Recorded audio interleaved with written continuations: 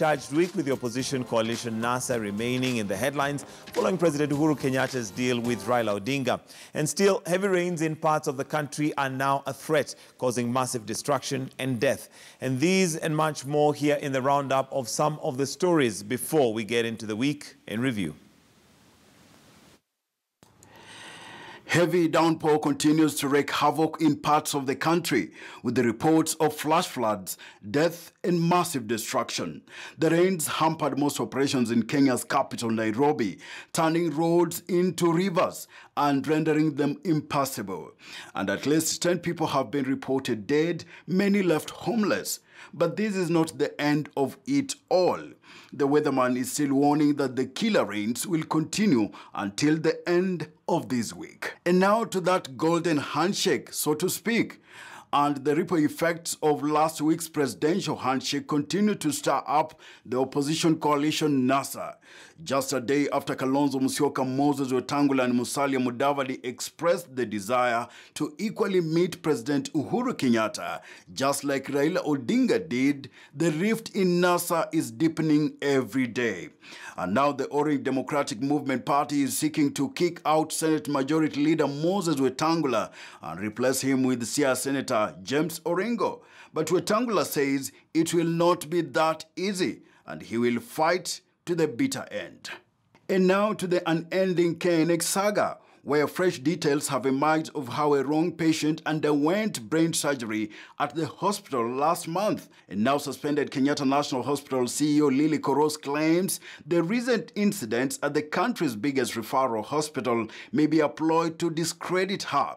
Koros appeared before the Parliamentary Committee on Health and expressed her regret over the surgery of the wrong patient. She, however, cites the sequence of events at the hospital as a pointer to a wider plan allegedly to fix her. But who could be fixing Lily Koros? And still this week, President Uhuru Kenyatta announced more changes in his government, with the naming of more principal secretaries, chief administrative secretaries, and ambassadors. He also nominated Nordin Muhammad Haji as the next Director of Public Prosecutions to succeed Keriako Tobiko.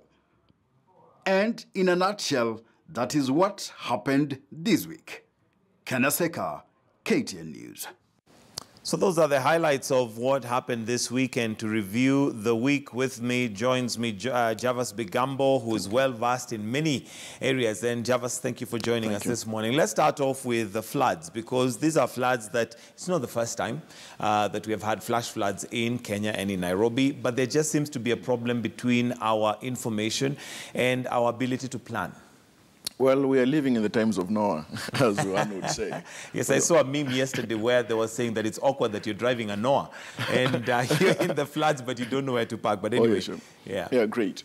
It is unfortunate because time and again, year after year, we have been having national leaders and even my fellow citizens haranguing about the need to review our city plan and make sure that matters drainage are sought, especially during dry seasons.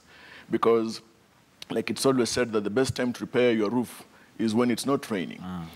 Unfortunately, we always find ourselves in this situation where during the season that it's not raining, we are completely forgotten about the kind of crisis we always face in the wet season. So then we go back to issues of city planning and matters of urban planning, etc. Where are our city planners? And why is it that we have to wait until individuals lose lives, people lose property? Just across the other side in Machakos, we saw a situation where nearly the entire estate was submerged in the floods after a river broke its banks. Time has come where, as we think about how we move forward with the nation, matters health, matters infrastructure, etc., part of that infrastructure development should look at how we can rethink and reorganize our planning of the city, drainage issues, and if it will be necessary for us to bear the heavy burden of paying off some of the landowners or property owners so that they can move to higher ground and where they're staying, it should be part of the process or areas that should be part of the drainage that should be created, then so be it. Because time and again, year after year, we must not find ourselves in this sad It situation. has happened one time too many. And maybe this would also be a good time for the electorate to look at who their leadership is. Because really, the reason why we end up with such issues is because we lack a visionary leadership. A leadership that is able to foresee and do something about it. Well, that is one way of looking at it. But I wouldn't say that it goes back to the electorate, especially at times such as this. Because the next time the electorate will have a choice to determine their leaders will be the next general election, unless maybe a by-election occurs. So given that situation, it is important that our leaders, present day, national and county, come alive to the hard fact that they need to put their best foot forward in matters addressing the drainage challenge or the flooding issues in this city. The other thing is this, and the politics and discussions we've had time and again, that the people, when it comes to electioneering periods and the voting, they forget the fundamental issues that bedevil them. Right. Whether it's matters drainage, whether it's matters governance and accountability, etc. Cost of Such living kind and all of that. sobriety eludes the people during election time because some of them are thinking about matters tribe and all that old argument that we've had.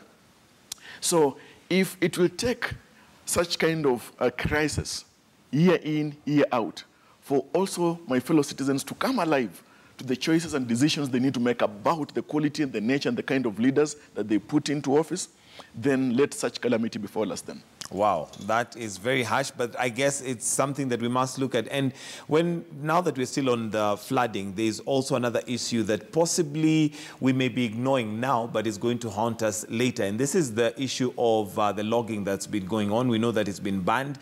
But again, this is another issue that is to do with the environment that is likely to affect us later. I mean, some of this flooding that we're seeing now, it could be because of construction that is in the wrong places, which of course has a hand in corruption and people, building in places that they're not supposed to build, having leaders that are not doing anything about the issues that matter to us. But again, the environment and something that we may ignore now but can come to haunt us later. If we have to get it right in terms of achieving the sustainable development goals, then every matter, including environment, matters a lot. It is unfortunate that some eminent global leaders have refuted the scientific evidence of climate change. This could be part of those issues that come with the climate change situation that is affecting the entire world. Yes, the United Nations has indicated that the best possible forest cover for a nation, minimal rather, is a minimal 10% forest cover. Here in Kenya, we are far less than even the 10%. We are close to maybe 5 or even less percentage. We talk so well. We have written very impressive policy documents. You go to the Ministry of Environment. They're there. The ideas about the kind of afforestation that we need to do, in fact, will charm you to the high heavens. But how come, when it comes to practical aspects of it, we are very limited, that we choose to be a bit shy in executing some of the ideas in our policy documents? So with the new Cabinet Secretary, the Honorable Tobiko, it would be important for him to make sure that he cracks the whip, and also all the way to the national leadership, the president, etc. If every leader would implore their friends and supporters and also lead by example, not just to plant one tree, but even set aside a day every month and say that let every Kenyan plant 2 trees or 3 or 5, then such would be a step in the right direction. In the right direction. The other thing is some key individuals who have grabbed forest land and certain water catchment areas. Those issues need to be addressed. The fact that it happened doesn't mean that it's right. If we need corrective measures, then let those corrective measures be taken by the government. If the people put a government in place and depend upon government to lead them or put them on the right path, it is incumbent upon the government to put the right measures in place and satisfy the mandate that they have from the people. Absolutely. And just to let you know, in case, to keep safe, and the Meteorological Department has warned and given indications that this flash floods and rains may continue for a while. And they've even highlighted some of the high-risk areas. And as you can see, we've got counties set to receive heavy rains. We've got Kisii, Kericho, Bomet, Narok, Migori, Kakamega, Kajiado, Nakuru, amongst others. So we need to keep ourselves safe. There's also Kwale, Marsabit, Isiolo, Turkana, Samburu, Nairobi, Nyeri, and Kiambu. And as we have seen, it is evident that the planning has not been done very well, and it is incumbent upon you to also ensure that you keep as safe as you can. Remember, if you're driving, to avoid any areas that are flooded, even if it's a road that you're familiar with and it seems to have more water than usual, you would rather not take the risk. Better safe than sorry. So basically, the meteorological department still keeping us warned that the rains will continue till the end of the week. I was asking earlier on when the end of the week is. For some, it's Friday, others it's Saturday, others Sunday. But let's just say, let's be cautious for as long as it's raining. Javas, there's also been rain, but a different kind of rain in the NASA camp.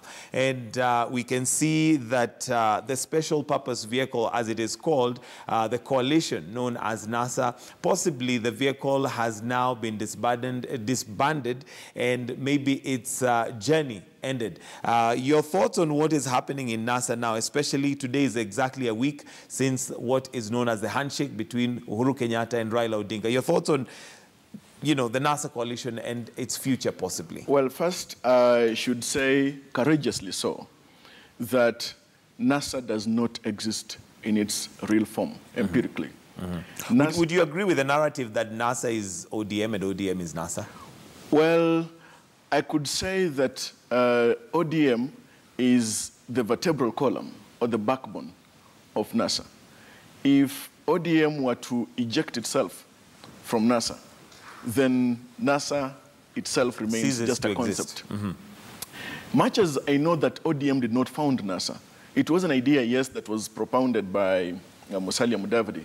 But upon such invitation, everybody came in. But the strength of ODM is what made NASA what it is. NASA and its vital organs died. What we are waiting for is just merely the cremation of that body. What we are witnessing, and what was witnessed even in the Senate yesterday, bedeviling the Honorable Senator Moses Wetangula, is only part of the ripple or the domino effects of what I have brought myself to conclude as the Harambee House Compromise, which culminated into the career-changing or career-altering handshake by President Kenyatta and Honorable Raila Odinga. In fact, we need not be coy about it. We are going to see giants fall by the side just because of that Harambee House Compromise. It is a compromise that is, of course, when I talk about career-changing or career-altering, it starts with the career, the legacy of Honorable Raila Odinga, Uhuru Kenyatta himself. It has gone into the history books. We are going to see major casualties, some that had not even been imagined. We are going to see some who will need to survive by hanging on the coattails of Raila Odinga, some hanging onto the coattails. And by casualties, Kenyatta, you mean we may see casualties, politically speaking, yes, both in Jubilee and in NASA?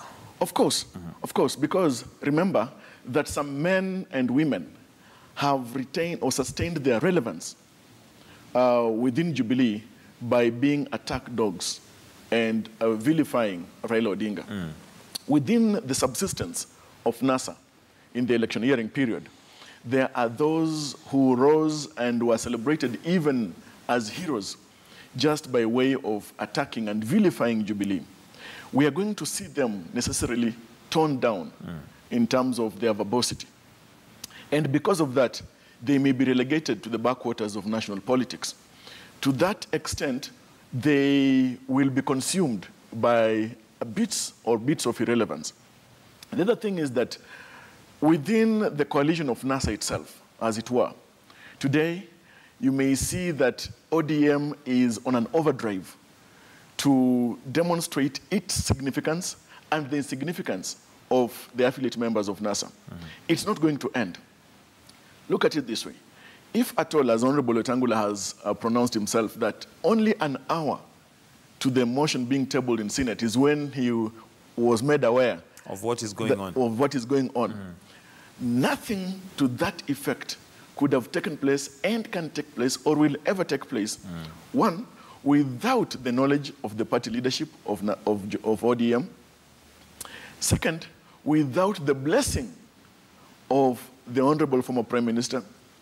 So it is obvious. We need not be coy about it. So it looks like the house of cards is crumbling. And we'll come to the mistrust within the party right now, because, I mean, there seems to be, of course, like you mentioned, if you only got this information an hour before this was going on, then definitely there is, as it were, carpets being pulled under people's feet. But the question then remains for NASA supporters, what happens to the NASA reform agenda? And I'd like us to just look at a few of the promises that NASA had given as their campaign tool, because then they were coming in as a coalition to offer a solution to this country, and they had an agenda. And if we can look at that now, we see some of the agenda and some of the pointers that they had put before Kenyans as their campaign now to address electoral reforms, to ensure police reforms. And again, of course, the police reforms were coming starkingly aware of how brutal the police force was, especially during the elections, with the number of lives that were lost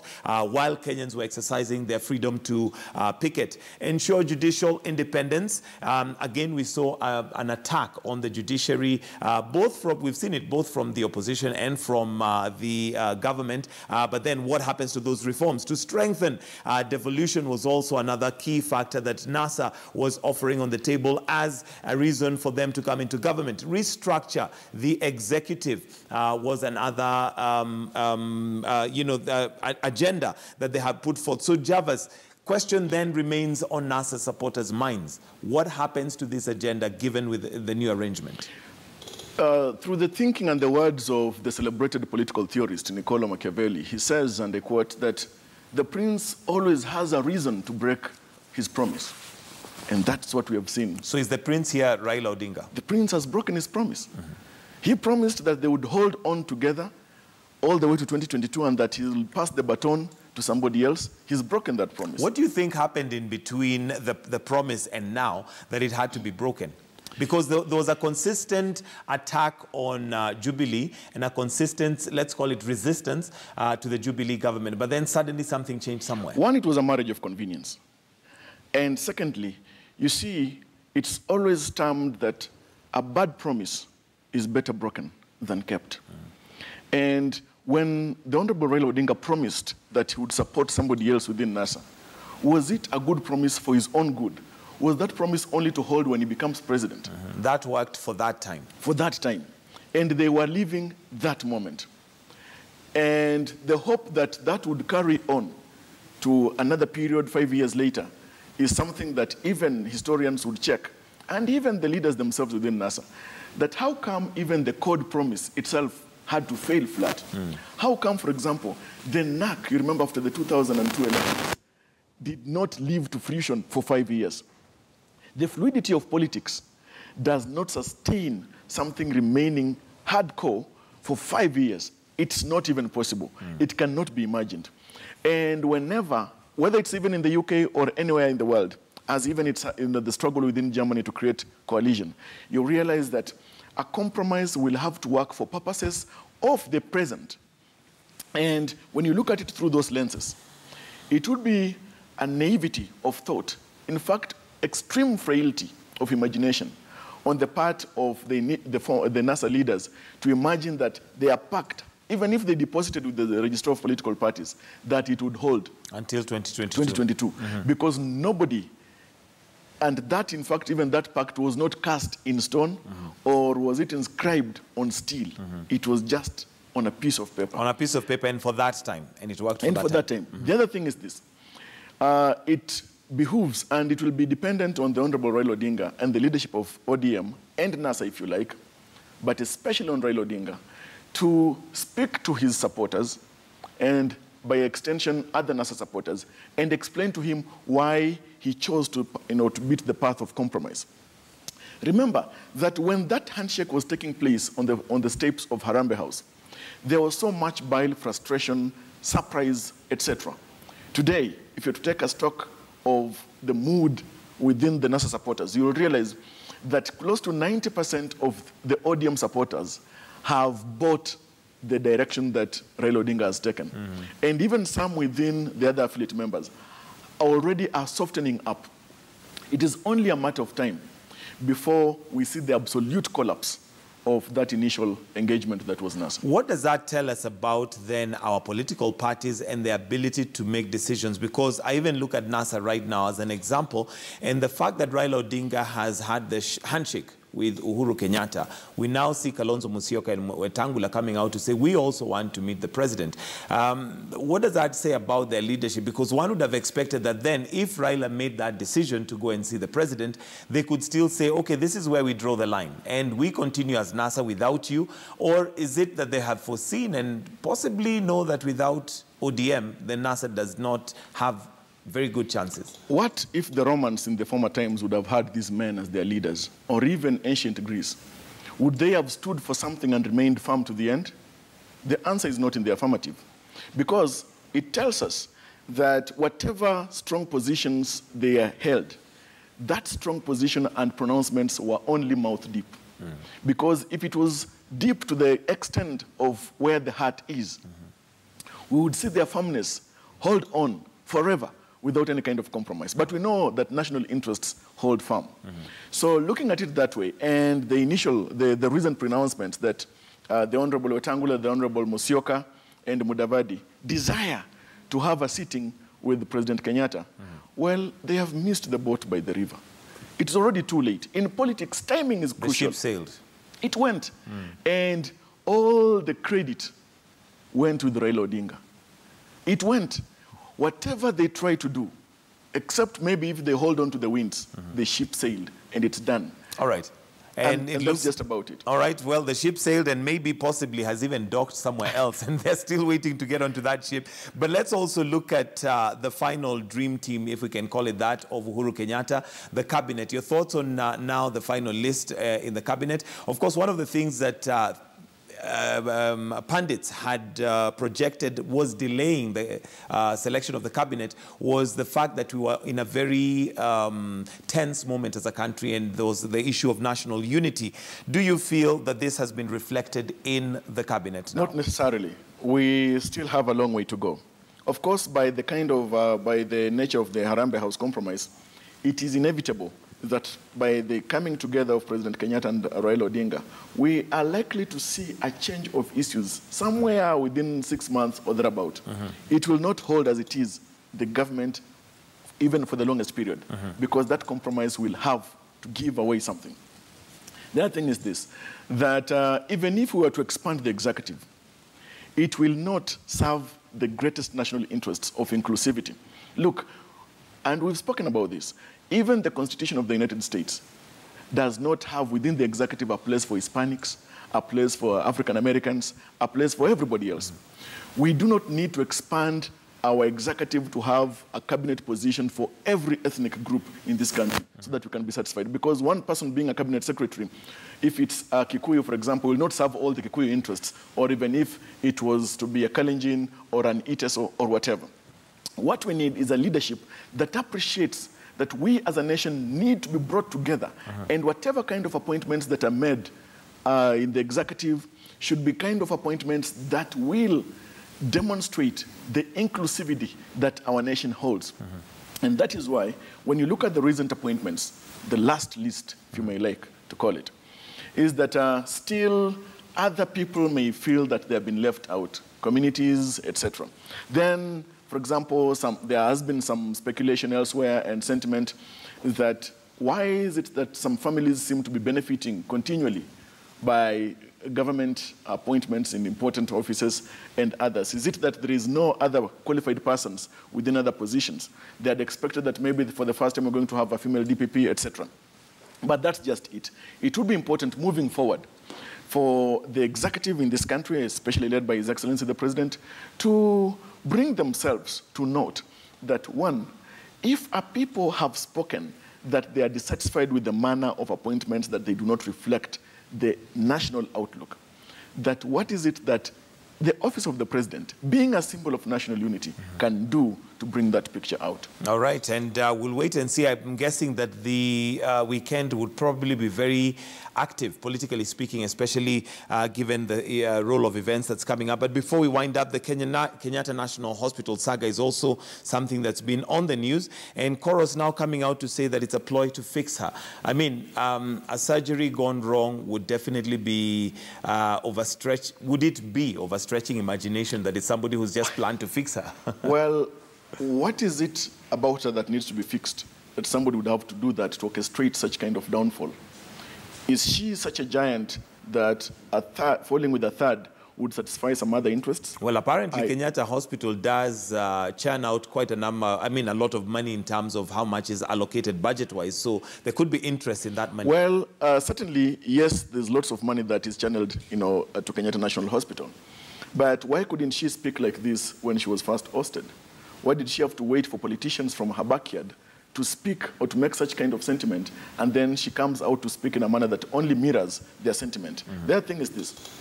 And we have said that if it comes to matters medical procedure and preparation for surgery, one, a file will contain a particular patient's room, name, etc. There is the question of parleying with the doctor or engaging with the doctor or the surgeon prior to. Every patient is always tagged. Mm-hmm. Were these patients tagged? If they were not tagged, then does not that arise to an issue of negligence or even failure to live up to the standard and practice within the health sector and matters preparation of surgery? If that actually happened, as it was the case, then you can't say that a wrong patient having been operated on, and the other thing is that a patient not having been tagged, that a wrong file being given to a wrong doctor or a right doctor, all these things can, you can't just make this stuff up. Somebody likes saying that. We don't make this stuff up. But definitely that's not made up. And, well, your final wrapping thoughts of the week and generally what maybe we should expect in the coming days, politically speaking. Well, we are going to see the whirlwind of politics again upon us with matters handshake. But it would be proper, as we've had Martha Karua speak, as we've seen even the letter by the Honorable Amos Wako, that this discussion, this national dialogue, should be a kind of dialogue that will interest all Kenyans. Yes, we cannot all have to sit by the table, 100 people, 150 people, whatever. That's not what inclusivity is all about. It's not all about that. But the interests of all persons must be taken into account. If all those interests are taken care of by a vehicle and a mechanism that, one, will not bring again another bigger burden on the exchequer, that will not necessarily see individuals again tearing themselves, etc., splitting hairs and whatnot. If this can be another opportunity for us just to move forward as a nation and say that while it was unfortunate that we had an acrimonious political period in 2017, behold the kind of birth that it has given us, the democracy living on and a nation rising to greatness. Then that will be the best thing. Thank you very much, Javas Bigambo. It's been great just reviewing the week with you right here, and thank you for joining us, and wish you a great weekend. Thank you so much. Well, this is Morning Express, and that's where we end the week in review, but do stay with us right here on Morning Express. When we come back, we've got entertainment news. We'll also be talking matters fashion and find out what's happening in the entertainment world. All that's lined up for you right here on Morning Express. Do stay with us.